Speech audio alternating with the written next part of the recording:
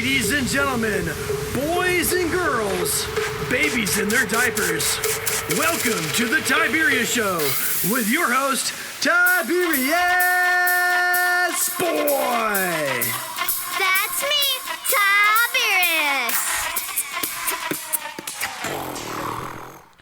And welcome to the Tiberius Show, and I'm your host, Tiberius Boy. And as always, we're looking at various jobs and how they affect the world around us. Today's guest is going to be very interesting. We're going to talk to a car mechanic and owner of the Wrench Connection. Well, do you have any idea what a car mechanic does? Well, I think I have an idea of what they do, but just to be sure, let's find out. Let me just introduce our next guest, the one, the only, the amazing Rick Eakins. Wow, what an intro. Thank you. Yeah, thanks. Well, thank you for being on the show. Absolutely, my pleasure. Okay, so you are listed as a car mechanic. Well, can you explain all this exactly what does that mean? Well, I fix broken cars. And you wake up in the morning and push your button for nice cold AC and know it cold AC comes out, I'm the guy you come to see. That's true. Okay, so how did you get started with fixing cars? Did you like them as a kid? My plan A was to go in the Air Force and fly jets, but I couldn't do that for medical purposes, and I had a passion for cars. My dad was a car guy. He ignited my passion. And I decided at a young age that I was going to open an auto repair shop. Cool. So, what is it about fixing cars that gets you excited? I think the gratification of fixing something that didn't work when it came in the door is really what motivates me the most. Nice. Well, do you like fixing other things? It's funny, when I was young, like you, which I was at one time, I could fix anything. If something around the house broke, my mom would bring it to my attention and I would fix it. And fixing things is something that has always come easily to me. Okay. Well, how long have you been fixing cars? Ever since I was 18, which is a long time ago. Wow. Well, do you like driving cars as well as fixing them? I enjoy hot rods. If I had unlimited amount of time and money, I would build hot rods. That is my passion. I am good at fixing broken cars, so that's what I do for a living. But underlying that surface of on the repair side, my passion is hot rods. Ah, okay. So, what is the best part about being a car mechanic? You know, your day is never the same. Every day is different, and you have an opportunity to work on something different every day. So it does not become a routine. It is always a challenge. Okay. Well, now here sounds like a good time to take a quick commercial break. Let's hear a word from our sponsors. The Tiberius Show would like to thank one of their dedicated sponsors, Custom Designs Orlando. These guys are on Mills Avenue and do all sorts of stuff, ranging from photo ID badges, engraved signs, custom braille ADA signs, vinyl lettering to trophies and awards. The cool part about Custom Designs is they can ship products all over the United States. You can reach them at 407-898-0373 and tell them that Tiberius sent you. And we are back here talking with Rick Eakins. Rick is a car mechanic that also runs his own company called The Wrench Connection. So, Rick, how did you come up with the name The Wrench Connection? Well, in the 70s, there was a movie called The French Connection. And when I started thinking about what would I call my auto repair shop, I didn't want it to be Rick's Auto or something that was too simple. So I came up with the name The Wrench Connection. Okay. Well, is it more fun to fix cars or run a business that is fixing cars? Being a business owner is not always fun. Sometimes there are a lot of challenges and serious things on the business side that make it difficult. But it's something that has always brought me pleasure and gratification. And until that stops, I'm going to keep doing it every day to the best of my ability. Okay. So what is the most misunderstood part about your business?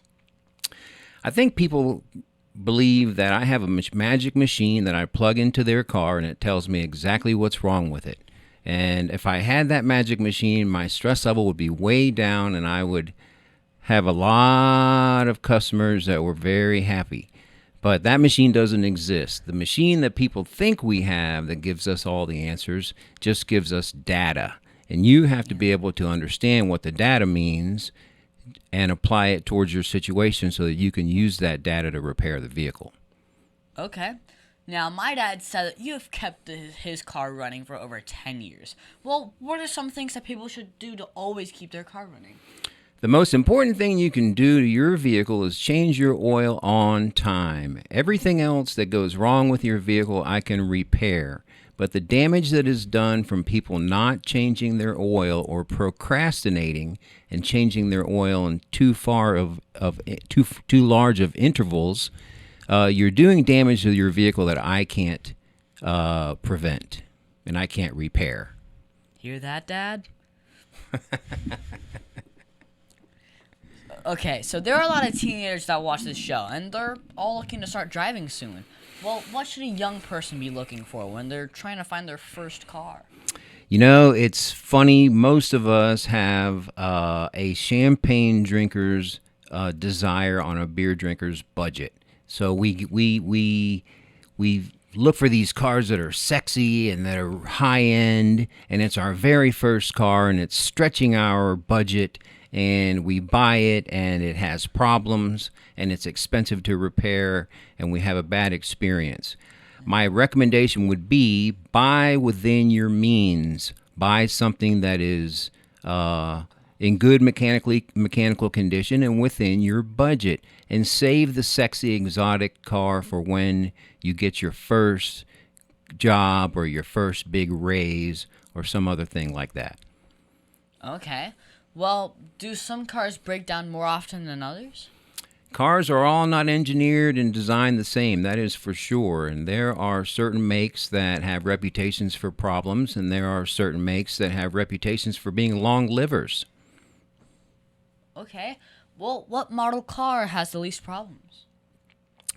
I would say the Japanese personally make the best car on the planet. They are perfectionists. Their engineering is impeccable. Parts work in unison and work together, and the longevity of these cars is very impressive. Okay. Now, what's the hardest part about being a car mechanic?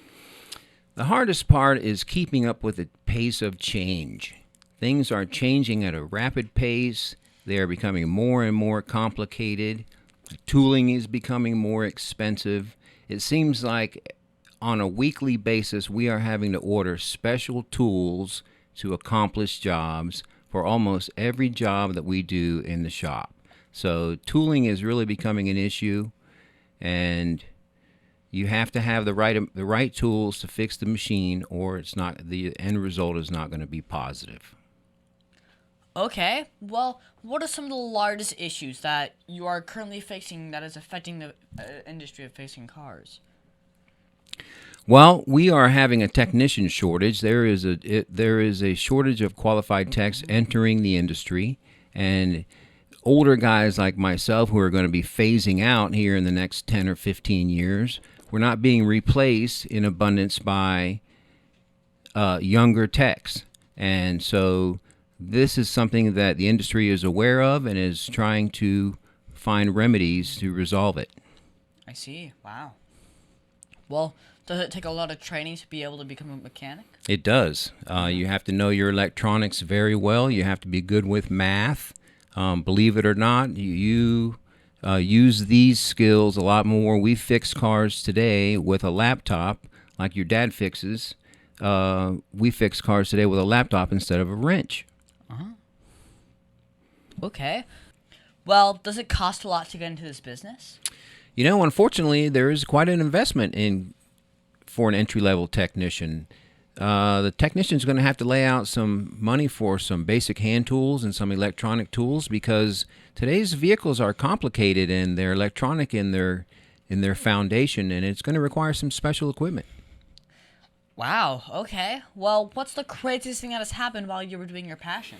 I'll tell you something that was really crazy that happened recently is we had a client bring their vehicle in, and the complaint was that the vehicle would run bad at night. So I drove the vehicle, and sure enough, as soon as I turned the headlights on, the engine ran really, really bad. And as soon as I turned the headlights off, the engine ran really, really good.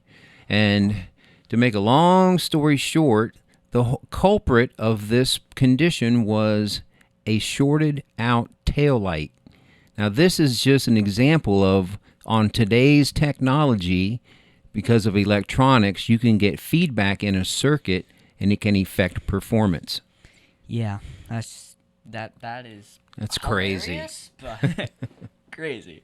Yeah. So, what if someone wanted to work as a car mechanic? Well, what is the first thing that they should do?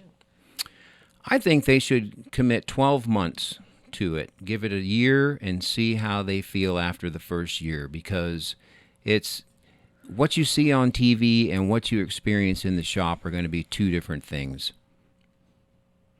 Wow. Okay. Well, who can you say was the person that helped drive your passion the most?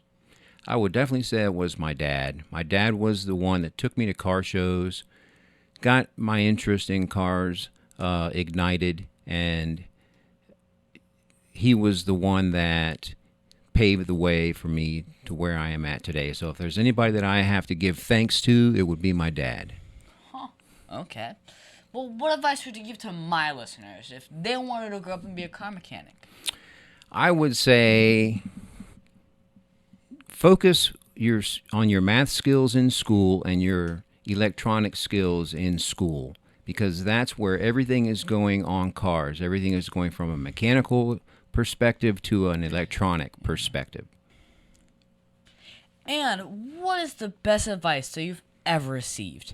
I think I would have to default back to my dad on that. My dad told me to find something that I love to do, and if I loved it, then I would never have a day to go to work.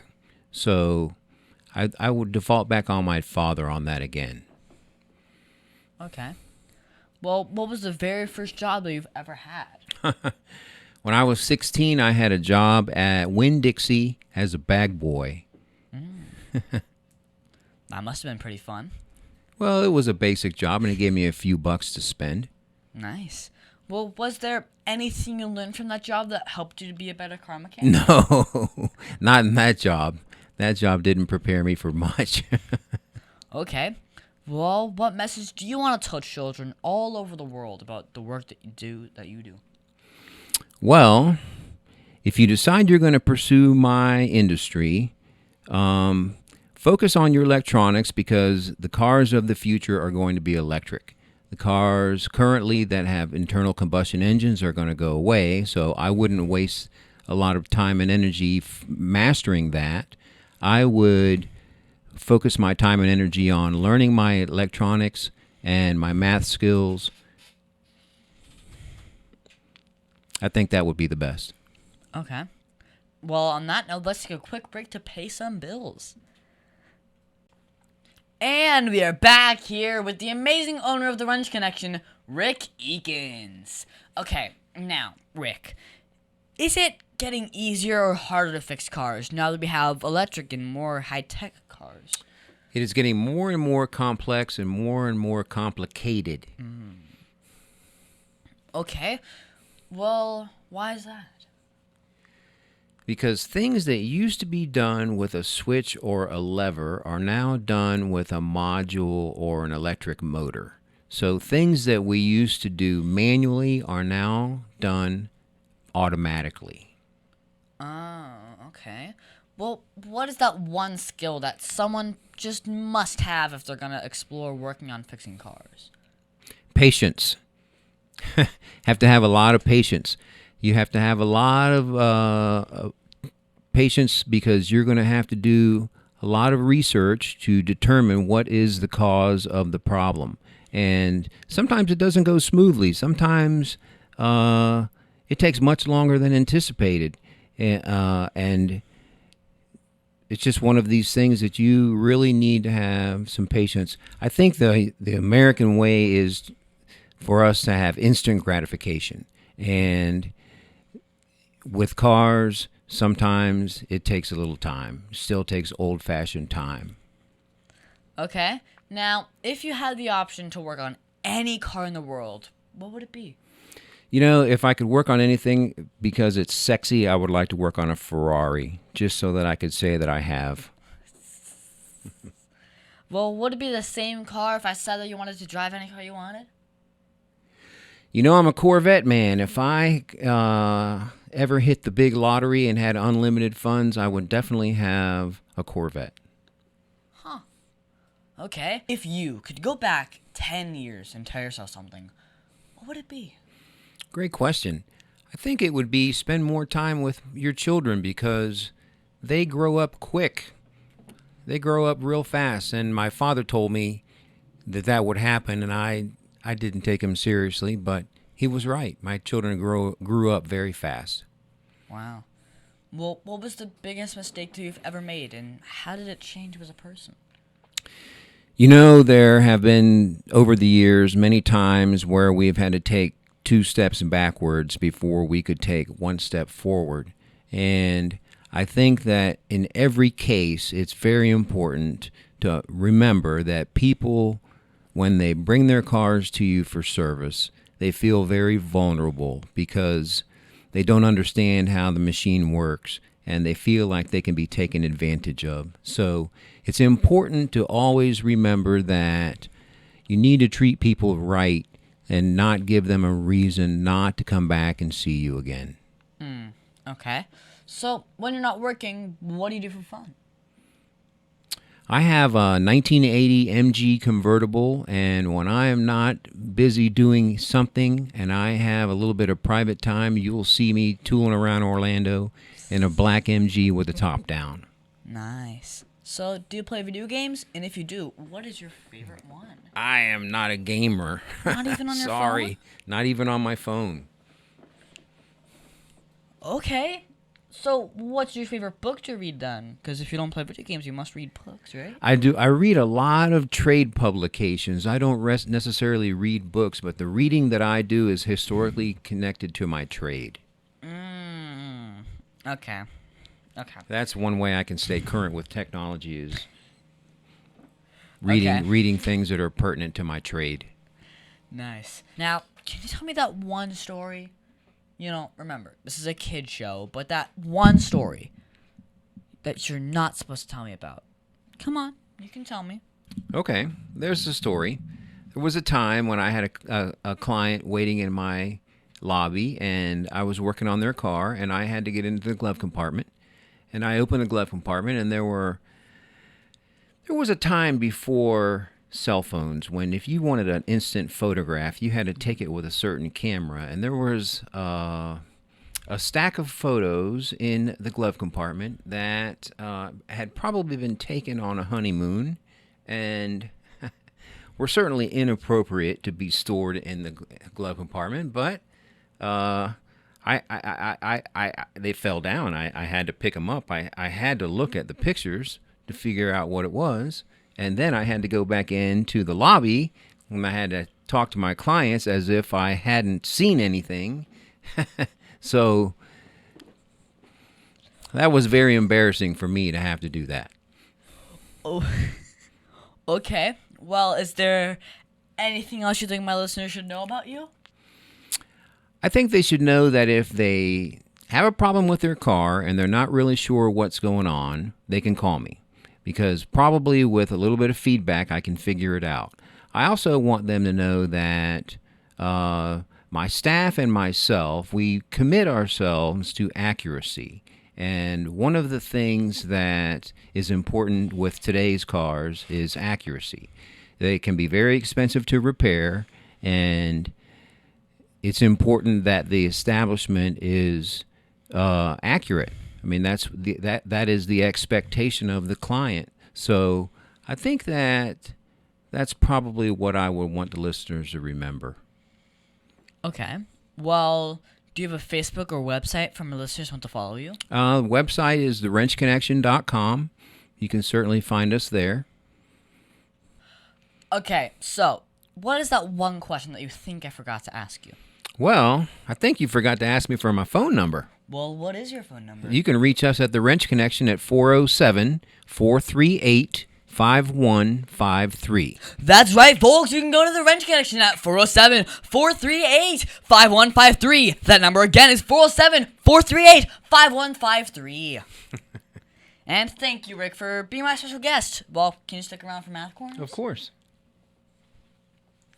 Over 40 years, Lighthouse Central Florida has provided education, independent life skills, and job training to thousands of Central Floridians who live with blindness or any degree of vision loss. Whether it's picking out clothes in the morning or just moving around your community and serving Orange, Seminole, and Osceola counties, contact Lighthouse Central Florida at 407-898-2483 or visit them online at lighthousecfl.org.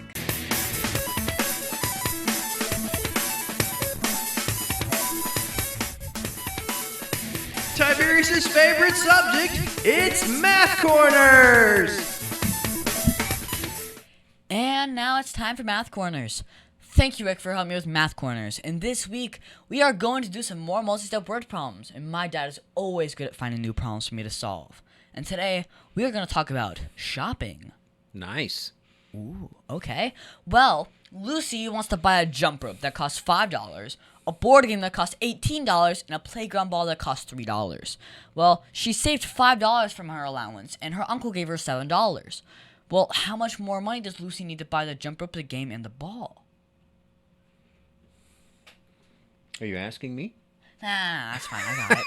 Well, first, this is a row problem because we do know that kids love shopping, don't they? Yes. Okay, so to solve this, you first need to find the total of what she wants to buy. So Lucy wants to get the jump rope at $5, the board game at $18, so we're at $23 so far. Oh, and the ball for $3 is $26 total. Now, that was easy. Next, we have to find out how much she has already. So she has $5 from the allowance and $7 from her uncle, which is a total of $12. Now, we subtract the $12 from the $26 and find out that she still needs $14 more to buy the item she wants. Nice. Sweet. $14. It's hard to make nowadays.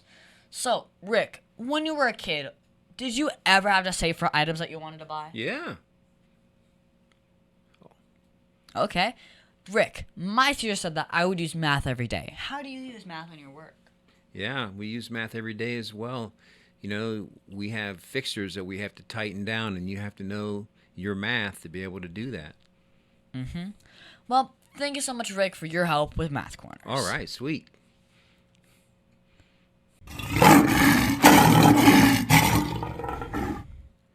And now it's time for the Heart of a Lion.